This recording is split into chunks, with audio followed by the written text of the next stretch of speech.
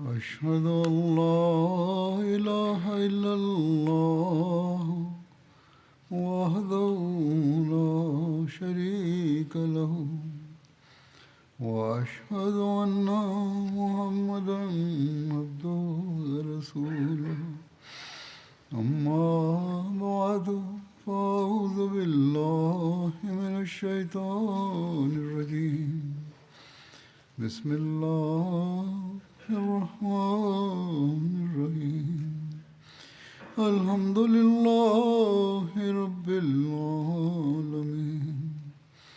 الرحمن الرحيم مالك يوم الدين إياك نعبد وإياك نستعين اهدنا الصراط المستقيم صراط الذين أنعمت عليهم غير المغضوب عليهم ولا الضالين.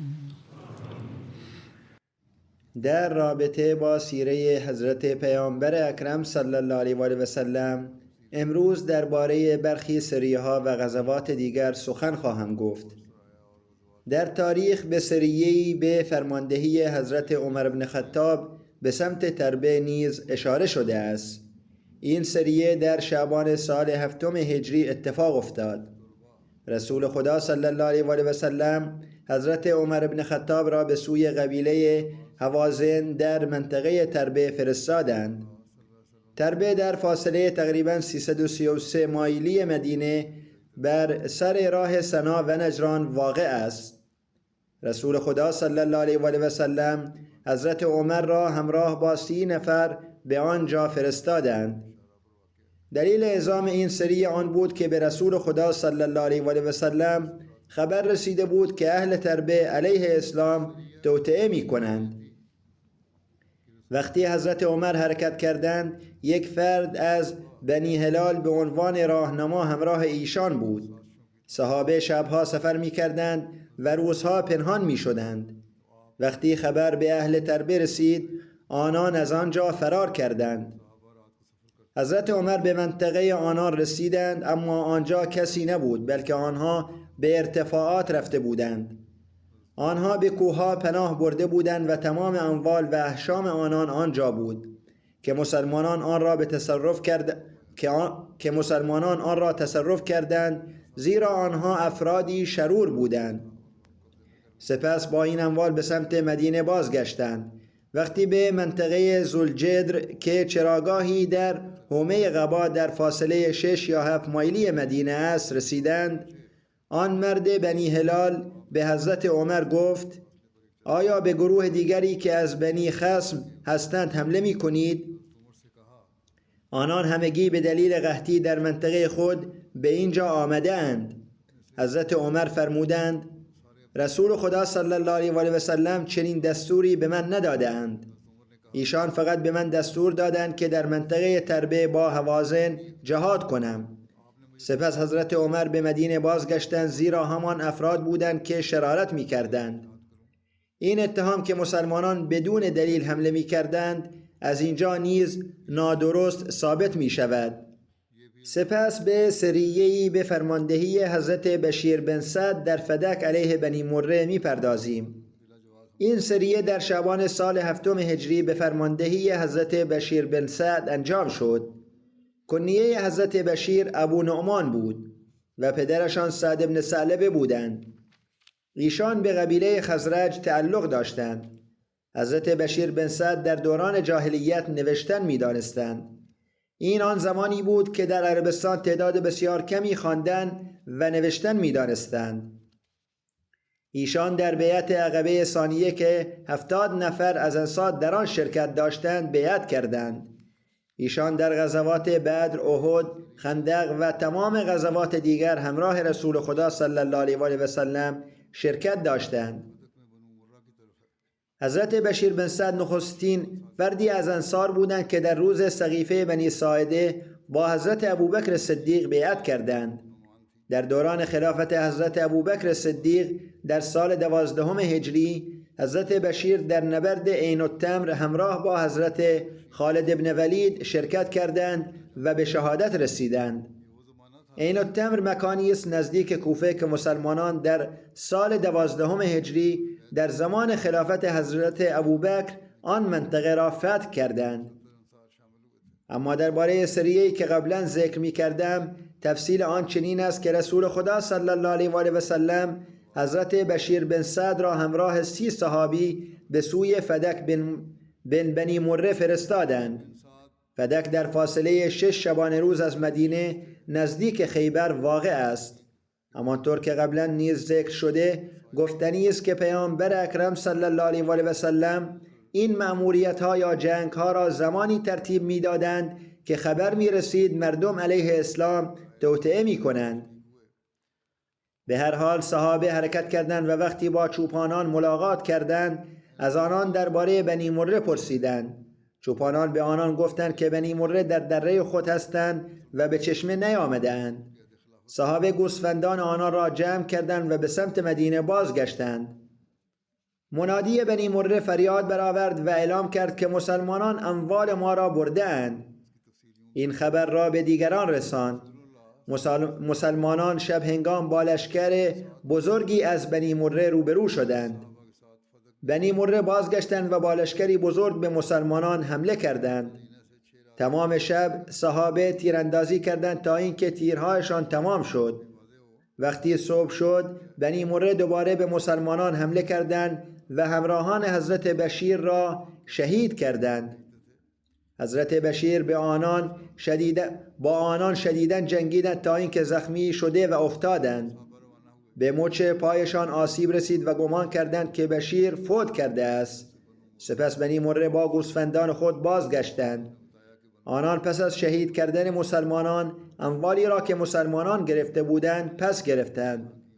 حضرت بشیر تا شب در میان شهدا افتاده بودند. سپس با تلاش زیاد خود را بلند کردند و به فدک رفتند و چند روز آنجا نزد یهودیان ماندند تا زخمهایشان بهبود یافت و به مدینه بازگشتند. سپس سریه‌ای به فرماندهی حضرت غالب بن عبدالله لیثی به سمت میفعه را ذکر می کنیم که در رمضان سال 7 هجری اتفاق افتاد. حضرت غالب بن عبدالله لیثی از اهالی حجاز بودند. در فتح مکه حضور داشتند و رسول خدا صلی الله علیه و آله و سلم ایشان را قبل از فتح مکه به عنوان جاسوس جلوتر فرستاده بودند. در دوران حضرت امیر معاویه ایشان والی خراسان بودند. طبق روایتی در جنگ قادسیه نیز شرکت داشتند. ابن سعد نوشته است که رسول خدا صلی الله علیه و آله و سلم حضرت غالب را به سوی بنی اوال و بنی عبد بن ثعلبه که در میفعه بودند فرستادند. این مکان در جهت نجد در فاصله 96 مایلی مدینه قرار داشت. بنی اوال و بنی عبد با تبلیغات منفی علیه مسلمانان شروع به جمع کردن مردم کرده بودند تا اقدامی مانند احزاب عرب انجام دهند و به مسلمانان حمله کنند. ابن هشام این سریه حضرت غالب بن عبدالله لیثی را به سوی بنی مره که هم پیمان حرقه بودند بیان کرده است. امام بخاری عنوان بابی درباره این سریه چنین قرار داده است: باب بعث النبی اسامه بن زید الی الحرقات من جهینه، یعنی فرستادن اسامه بن زید توسط پیامبر صلی الله علیه و آله و سلم به سوی قبیله حرقات از جهینه. این به نظر می رسد که امیر این سریه حضرت اسامه بن زید بودند، اما شارح بخاری علامه ابن حجر در شرح بخاری نوشته است که از سخن حضرت اسامه بن زید که رسول خدا صلی الله علیه و آله و سلم ما را به سوی قبیله حرقه فرستاد، این دلیل به دست نمی آید که ایشان امیر لشکر در این سریه بودند و ثابت نمی شود که اسامه بن زید قبل از شهادت پدرشان زید در غزوه موته امیر لشکر شده باشند. ثابت نمی شود که در آن زمان ایشان به عنوان امیر منصوب شده باشند. به این دلیل سخن اهل مغازی بیشتر راجح و قابل قبول است که امیر این سریه حضرت غالب ابن عبدالله لیثی بودند. به هر حال پیامبر اکرم صلی الله علیه و آله و سلم حضرت غالب را همراه 130 صحابی فرستادند. حضرت یسار غلام آزاد شده رسول خدا صلی الله علیه و آله و سلم راهنمای آنان بودند. مسلمانان یک باره به آنان حمله کردند و تا میان سکونتگاه‌هایشان پیش رفتند. هر کس که به مقابله آمد کشته شد و غنایم گوسفندان را به مدینه آوردند و هیچ کس را اسیر نکردند. ابن سعد نوشته است که این همان سریه است که در آن حضرت اسامه بن زید مقداس بن لحیق را کشتند که لا اله الا الله گفته بود.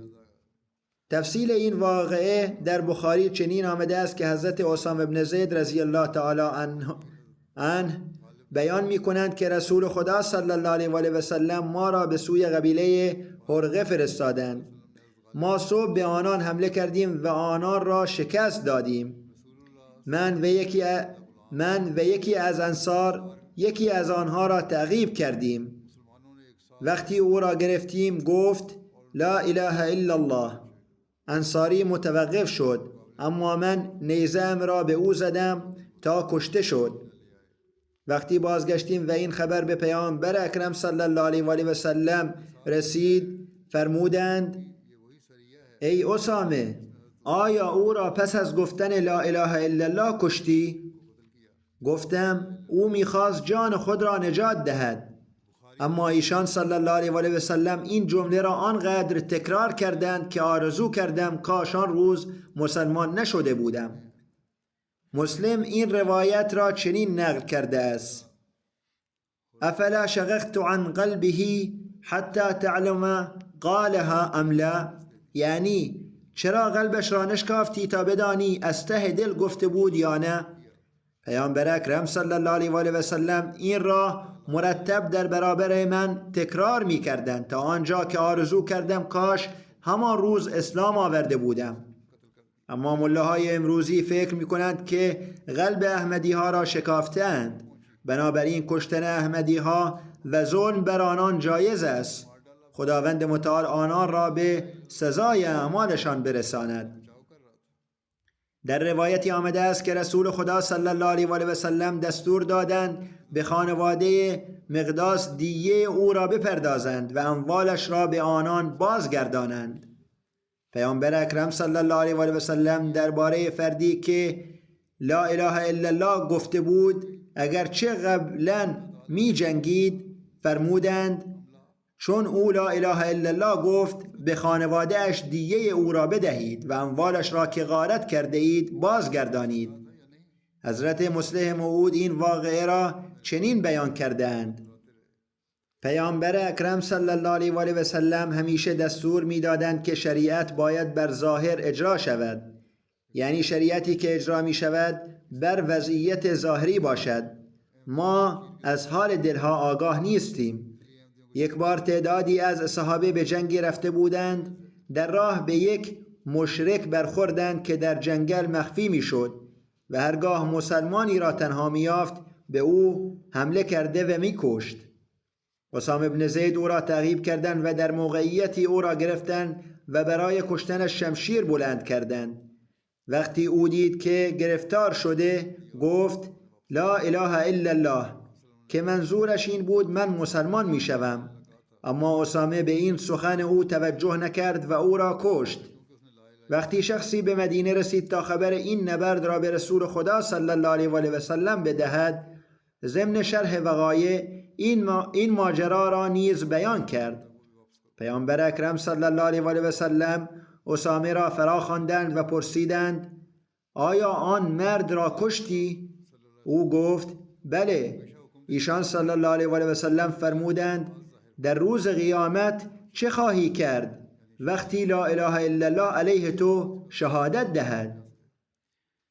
همانطور که قبلا گفتم این ملاهای امروزی در پاکستان و پیروانشان ادعا می کنند که با کشتن احمدی ها به بهشت می روند، اما نمی دانند که اعمالشان آنان را مستحق مجازات الهی می کند.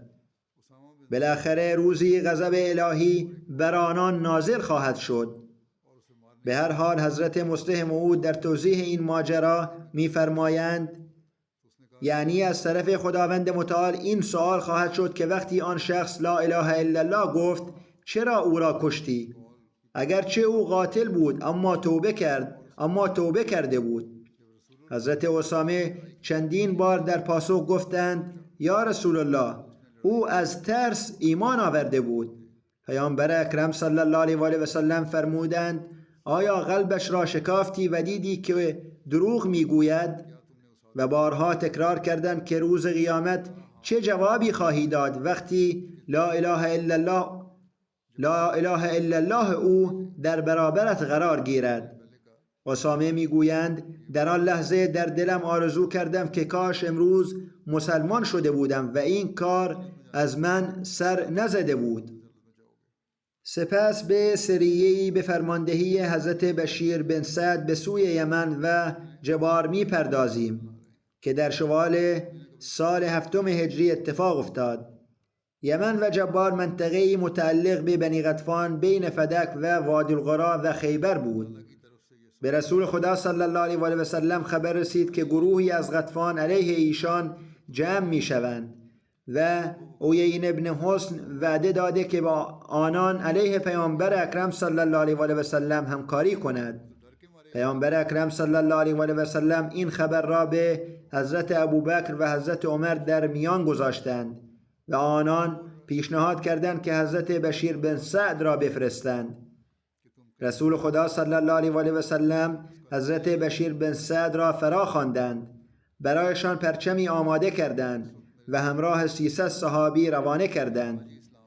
این صحابه تمام شب راه می رفتند و تمام روز پنهان می شدند تا سرانجام به منطقه جبار رسیدند. چوپانان مشغول چراندن حیوانات بودند. با دیدن مسلمانان فرار کردند و به غطفانی ها خبر دادند. آنان با شنیدن این خبر اموال و دامهای خود را رها کرده و به قسمت‌های بالای سکونتگاه خود فرار کردند. همه چیز را رها کردند و رفتند. فقط 2 نفر دستگیر شدند. صحابه گوسفندان و شترها را به تصرف درآوردند و همراه با اسرا به مدینه بازگشتند. آنجا آن 2 اسیر مسلمان شدند و رسول خدا صلی الله علیه و آله و سلم اجازه دادند به منطقه خود بازگردند. عمرت القضا که پیامبر اکرم صلی الله علیه و آله و سلم در ذوالقعده سال 7 هجری مصادف با فوریه 629 میلادی انجام دادند چنین شرح داده شده است: رسول خدا صلی الله علیه و آله و سلم در ذوالقعده سال 7 هجری برای عمرت القضا حرکت کردند. این همان سالی بود که سال قبل مشرکین مکه اجازه عمره به پیامبر اکرم صلی الله علیه و آله و سلم ندادند و ایشان از حدیبیه بازگشتند. اکنون برای قضای آن عمره پیامبر اکرم صلی الله علیه و آله و سلم تشریف بردند. شارح بخاری علامه ابن حجر چندین نام برای آن ذکر کرده است: غزوة القضا، عمرت القضا، عمره یا صلح و عمرت القصاص. این عمره را غزوة الامن نیز می نامند. آن را عمرت القصاص می نامند زیرا مشرکین مکه در سال 6 هجری در ماه حرام ذوالقعده رسول خدا صلی الله علیه و آله و سلم را از انجام عمره باز داشتند. پس ایشان برای قصاص آن عمره قبلی تشریف بردند و در ذوالقعده سال 7 هجری وارد مسجد الحرام شدند. حضرت ابن عباس میگویند درباره این واقعه این آیه نازل شد: الشهر الحرام بالشهر الحرام والحرمات قصاص، یعنی که ماه حرام در برابر ماه حرام و برای همه حرمتها قصاص است. ابن هشام بیان کرده که پیامبر اکرم صلی الله علیه و آله و سلم در مدینه حضرت اویف ابن ازبت دیلی را به عنوان جانشین تعیین کردند و طبق گفته ابن سعد ایشان حضرت ابو روم غفاری را به عنوان جانشین تعیین کردند.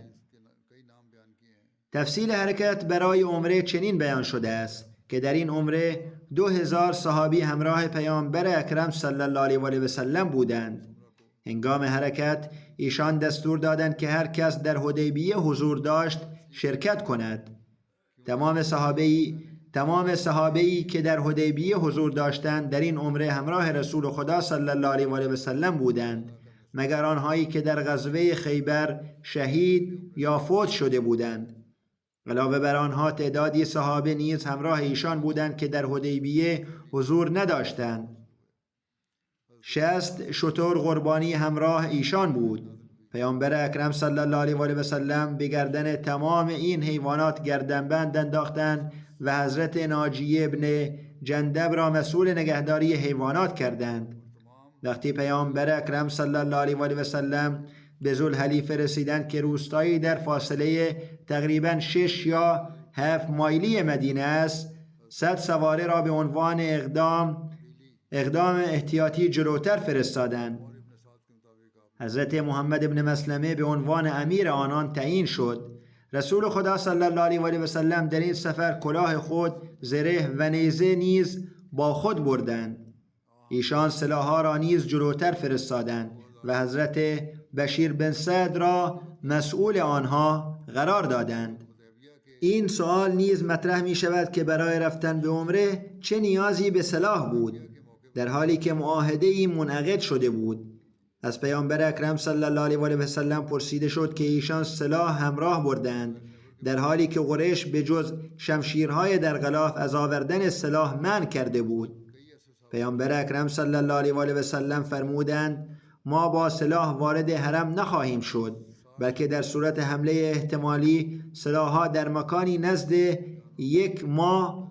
یکی از ما خواهند بود. آنها را به مکه نمی بردند، بلکه بیرون نگه می داشتند، زیرا به آنان اعتمادی نبود و هر لحظه ممکن بود حمله کنند. محمد بن مسلمه با سواران به مرالزهران رسیدند و در آنجا با برخی از افراد قریش ملاقات کردند و به آنان گفتند که پیامبر اکرم صلی الله علیه و آله و سلم فردا ان شاء الله در آنجا خواهند بود. آنان نزد قریش رفتند و این خبر را دادند و آنها ترسیدند. وقتی رسول خدا صلی الله علیه و آله و سلم به مرالزهران رسیدند، تمام سلاح‌ها را به منطقه یاجج فرستادند که 8 مایل از مکه فاصله دارد. وقتی کفار مکه خبردار شدند که پیامبر اکرم صلی الله علیه و آله و سلم با سلاح و تجهیزات جنگی به مکه میآیند، بسیار نگران شدند و چند نفر را برای بررسی اوضاع تا مرالزهران فرستادند. مغرض بن حفص که به عنوان نماینده رفته بود گفت: ای محمد صلی الله علیه و آله و سلم، ما هرگز ندیده ایم که شما عهد شکنی کرده باشید. پیامبر اکرم صلی الله علیه و آله و سلم فرمودند: ما طبق شرط صلحنامه بدون سلاح وارد مکه خواهیم شد. با شنیدن این کفار آسوده خاطر شدند و مغرض گفت: به همین دلیل است که ما شما را مجموعی از خوبی‌ها و وفاداری می‌دانیم. او کافر بود، اما می گفت ما شما را مجموعی از خوبی‌ها و وفاداری می‌دانیم. پیامبر اکرم صلی الله علیه و آله و سلم تعدادی از صحابه را تحت فرماندهی حضرت بشیر بن سعد برای محافظت از این سلاح‌ها تعیین کردند و طبق شرایط معاهده به جز شمشیر هیچ سلاحی نداشتند. ایشان با جمعی از صحابه در حالی که لبیک می گفتند به سمت حرم حرکت کردند.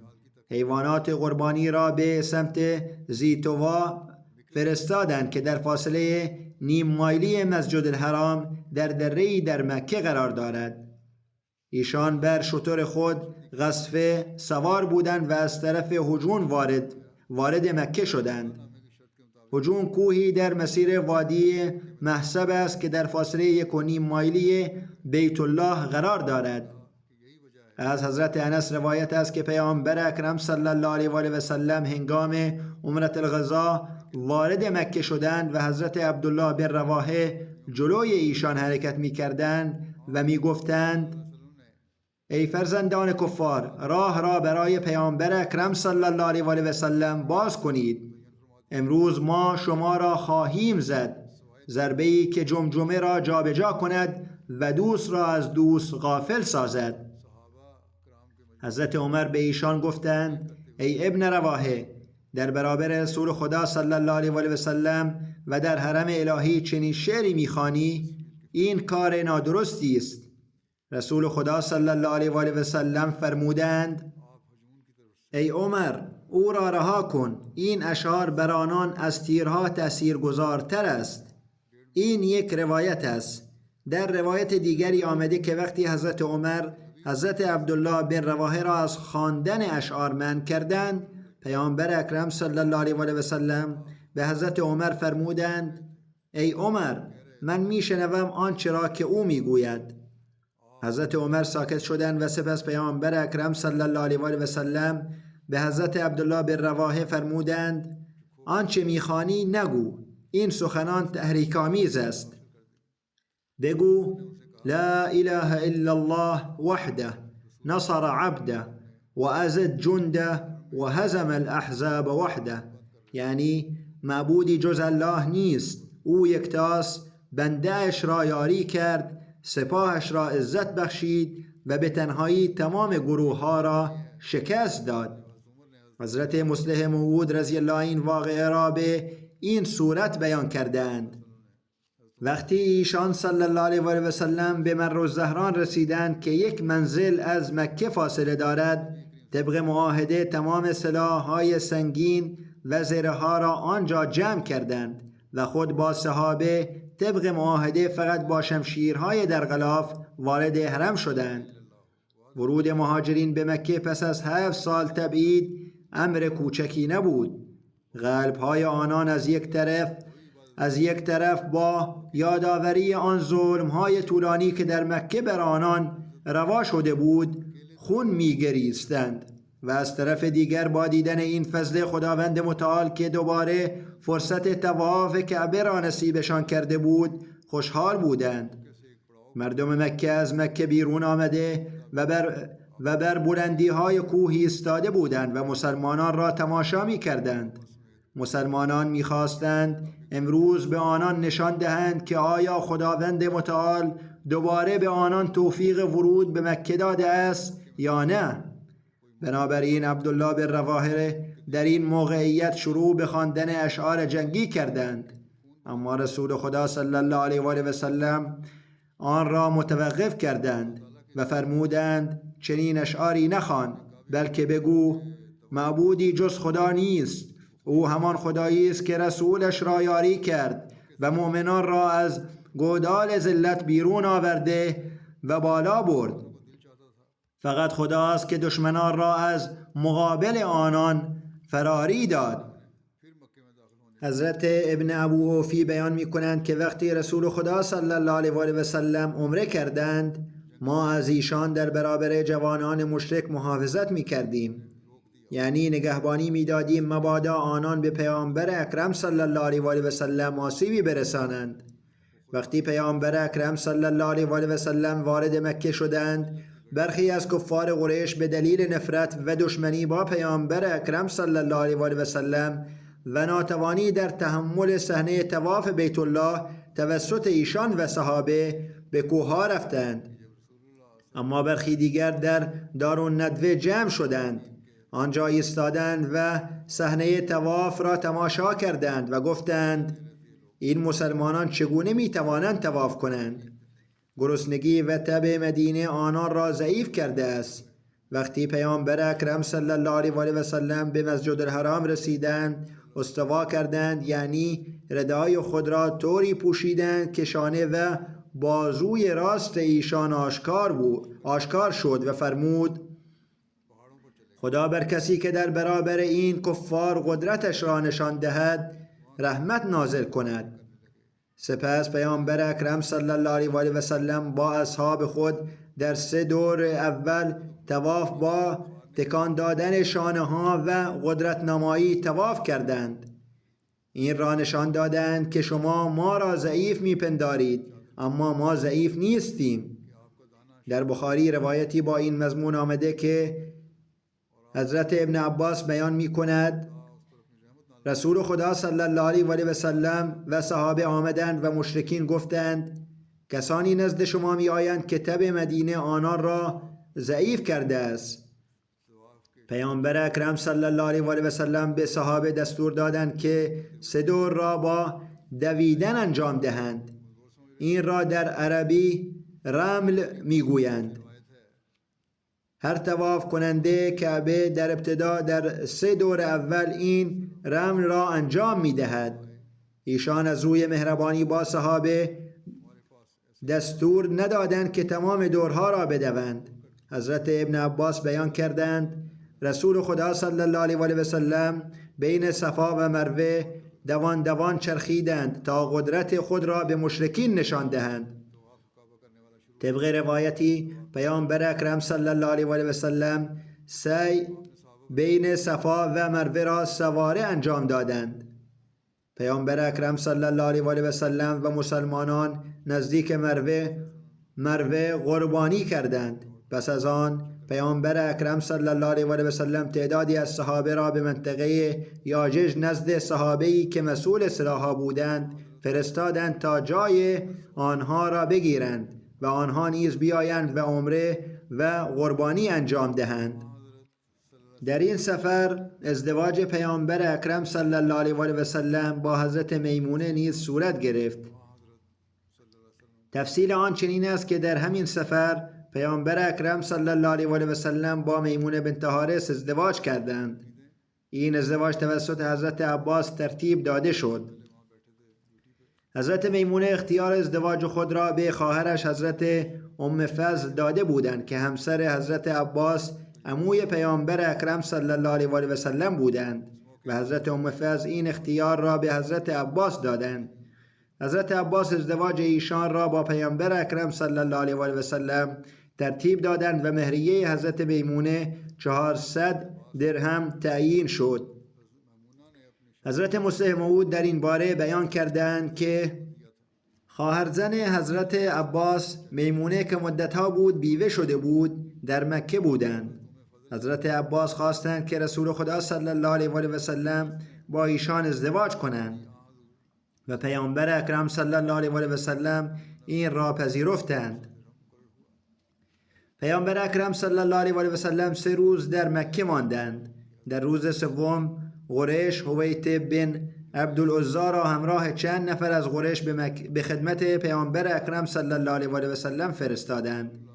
طبق روایتی این هیئت قریش نزد حضرت علی رفت که مدت اقامت شما به پایان رسیده است، بنابراین اکنون بروید. پیامبر اکرم صلی الله علیه و آله و سلم فرمودند اگر کمی بیشتر بمانیم چه ضرری برای شما دارد؟ ما اینجا ازدواج میکنیم و غذا میپزیم و شما را نیز دعوت میکنیم. قریش گفتند ما به دعوت شما نیازی نداریم. سپس پیامبر اکرم صلی الله علیه و آله و سلم با صحابه از مکه خارج شدند و غلام خود ابو رافع را نزد حضرت میمونه گذاشتند. او حضرت میمونه را آورد و در منطقه صرف به پیامبر اکرم صلی الله علیه و آله و سلم ملحق شد. صرف دره‌ای بزرگ نزدیک تنعیم در فاصله تقریبا 6 یا 7 مایلی مکه بود.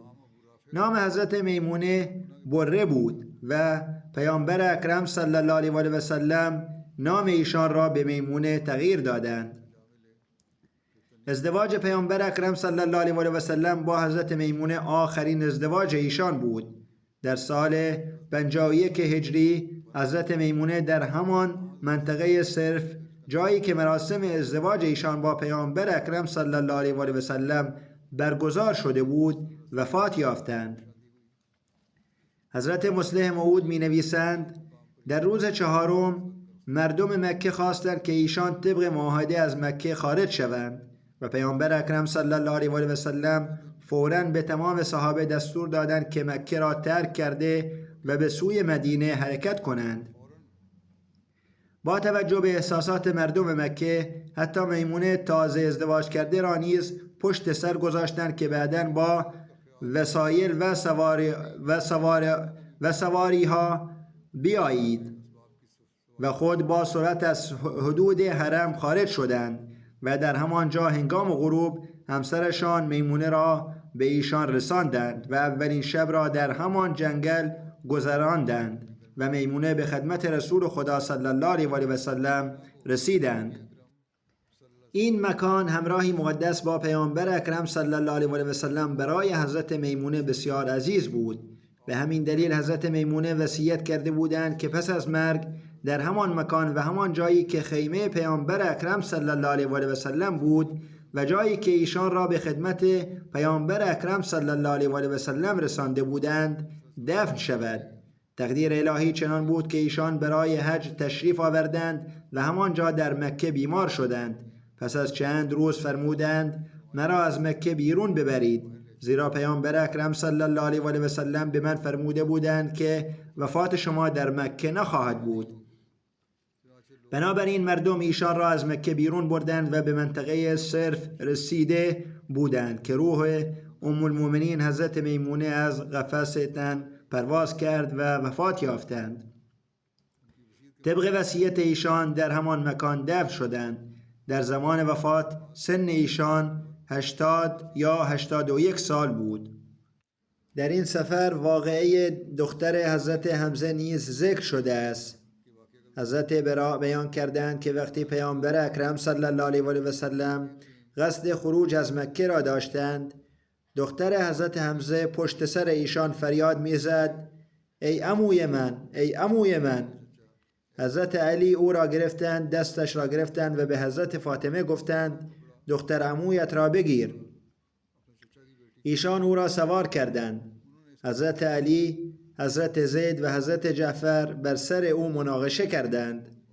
حضرت علی گفتند من او را گرفتند و او دختر عموی من است. حضرت جعفر گفت او دختر عموی من است و خاله‌اش همسر من است. و حضرت زید گفتند دختر برادر من است. پیامبر اکرم صلی الله علیه و سلم به نفع خاله‌اش حکم کردند و فرمودند خاله به منزله مادر است. این مسئله نیز حل شد. بسیاری از نزاعات در غزا وجود دارد. ایشان فرمودند خاله به منزله مادر است و او را به خاله‌اش سپردند و به حضرت علی فرمودند تو از من هستی و من از تو هستم و دل ایشان را به دست آوردند و به حضرت جعفر فرمودند تو در چهره و اخلاق شبیه من هستی و به حضرت زید فرمودند تو برادر ما و آزاد کرده ما هستی. حضرت علی گفتند آیا با دختر حضرت حمزه ازدواج نمی کنید؟ پیامبر اکرم صلی الله علیه و سلم فرمودند او دختر برادر رضایی من است، چنین ازدواجی ممکن نیست. پیامبر اکرم صلی الله علیه و سلم در ماه ذوالحجه به مدینه بازگشتند. سریه اخرم بن ابی اوجه به سوی بنی سلیم در ذوالحجه سال 7 هجری اتفاق افتاد. رسول خدا صلی الله علیه و سلم حضرت اخرم را با 50 نفر به سوی بنی سلیم که نزدیک مدینه ساکن بودند فرستادند.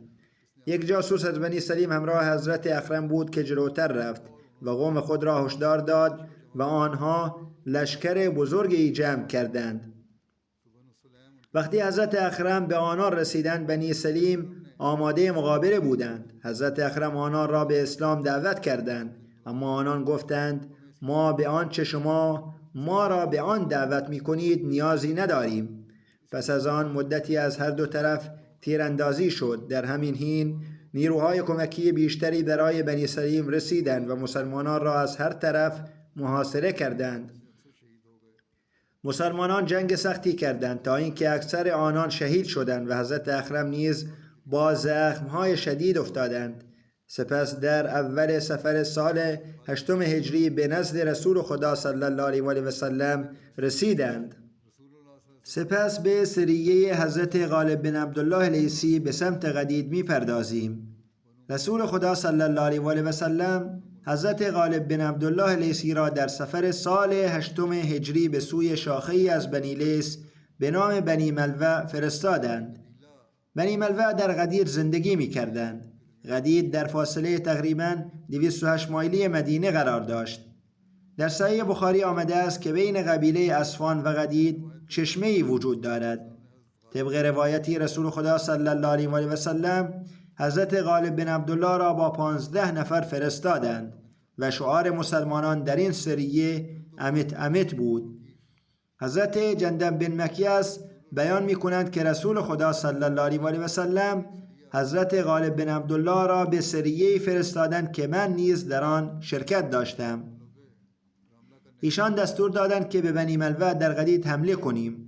ما حرکت کردیم و وقتی به غدید رسیدیم با ابن برسا حارس بن مالک لیثی مواجه شدیم که او را دستگیر کردیم. او گفت من برای پذیرش اسلام آمدم و به سوی رسول خدا صلی الله علیه و سلم می روم. ما گفتیم اگر با قصد پذیرش اسلام آمده ای 1 روز و 1 شب در بازداشت بودن به تو آسیبی نمی رساند. اگر قصد دیگری داری آن را تأیید خواهیم کرد. پس او را محکم بستیم و یکی از همراهان سیاه پوست خود به نام سوید بن منهر را مأمور نگهبانی از او کردیم. ما حرکت کردیم تا هنگام غروب آفتاب به غدید رسیدیم. ما در یک کناره دره بودیم و همراهانم مرا به عنوان جاسوس فرستادند. من به تپه‌ای رسیدم که از آنجا می توانستم آنان را ببینم. بالا رفتم، سرم را بلند کردم و روی شکم دراز کشیدم. شخصی از چادرش بیرون آمد و مرا دید. تیری پرتاب کرد که به پهلویم خورد. طبق روایتی دیگر می گفتند که تیر به چشمانم در پیشانیم خورد. می گفتند که تیر بین چشمانم در پیشانیم خورد، اما من در جایم ثابت قدم ماندم. سپس او تیر دیگری پرتاب کرد که به شانه‌ام خورد. آن را نیز بیرون کشیدم و انداختم و در جایم ثابت قدم ماندم و حرکتی نکردم تا او مشکوک نشود.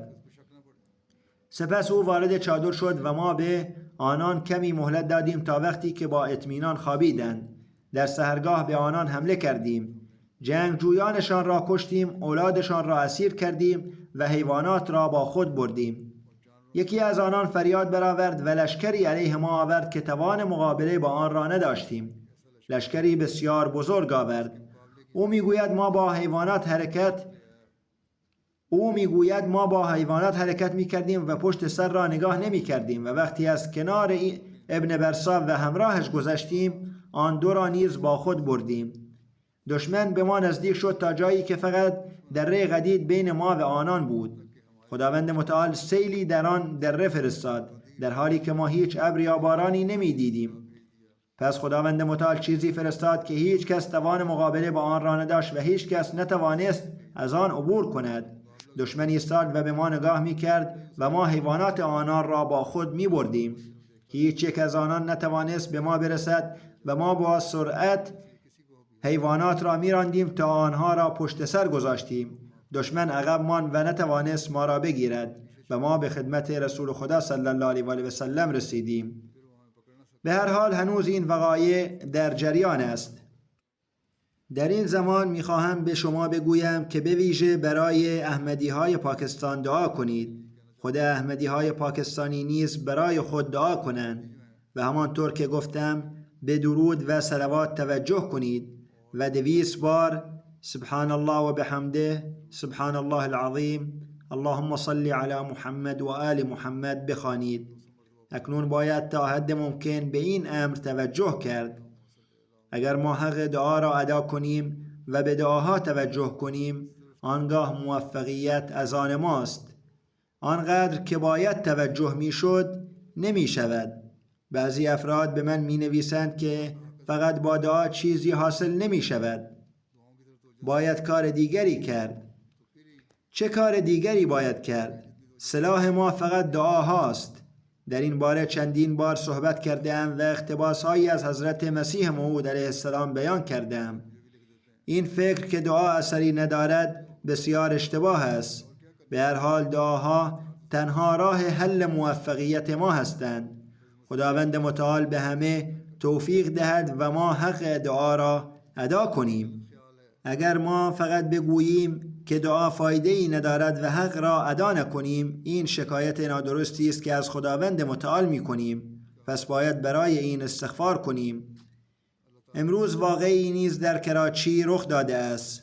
اشرار و تروریست ها که به نام اسلام هستند، اما در واقع تروریست هستند، به مسجد ما حمله کردند و یک احمدی را شهید کردند. انا لله و انا الیه راجعون.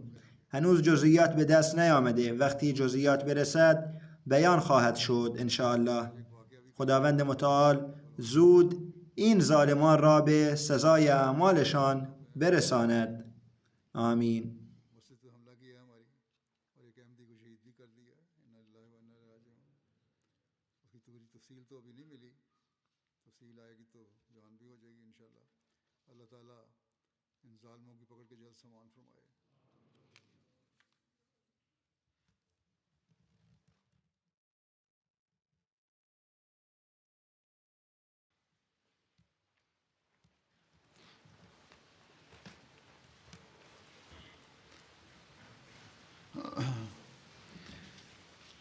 الحمد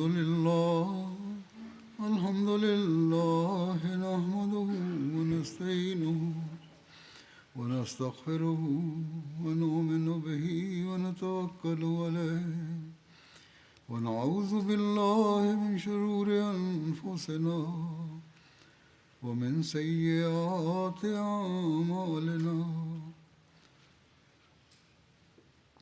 من يهده الله فلا مضل له ومن يضلله فلا هادي له ونشهد أن لا إله إلا الله ونشهد أن محمدا عبده ورسوله.